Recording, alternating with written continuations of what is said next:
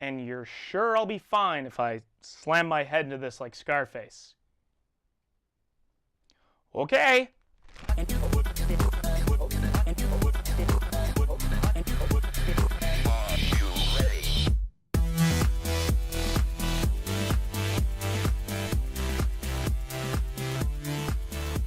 Hey, it's Garrick from No One's Designs and Horseman of, and I'm happy to be back out here in the friend shop.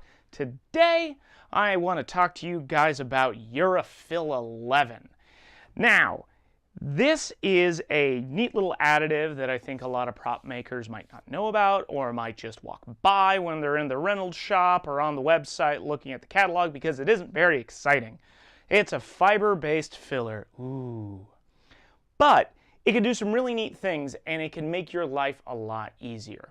Now, what this is a fibrous substance that can be mixed in with urethanes, epoxies, and silicones to thicken them up for brush-on applications.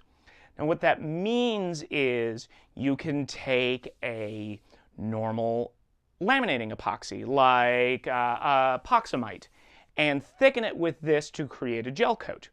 Or you can take a silicone that's not meant to do brush on, like Mold Max 14NV, and add this to it if you need to do a brush on mold. Now, it does change the properties of it. For example, on the silicone, it makes it a little less stretchy. You have to kind of watch what happens and do a little experimentation. But it is a pretty neat little tool to have in your toolbox. And unlike other fillers and thickeners, like fumed silica, it's not a horrible, horrible carcinogen. In fact, it even says on here that the state of California doesn't think that there's anything cancerous in it. So that's pretty impressive. As you can see, it's not quite a powder. It's almost like finely pulped paper. I don't actually know what it's made out of. You probably should wear a dust mask when you use it, because any kind of particulate matter in the lungs is bad. But let's have me stop rambling, and I'll show you what it does with a little bit of epoxamite resin. This is just a single ounce of the epoxamite laminating resin with the hardener in there. And you want to make sure that you mix part A and part B of whatever material you are thickening with URE-FIL 11 thoroughly before you add the powder. That way there just isn't any risk of it not getting mixed properly. But as you can see, if you're not familiar with epoxamite, it's just a very thin laminating resin. There's no way that you could do any kind of brush up technique with something like that. But if we take a little bit of this and add it, you want to thoroughly mix it in, make sure there's no clumps. Usually best practice is to do a mix, pour into a separate container and mix again. Smooth On suggests that with almost all of their materials.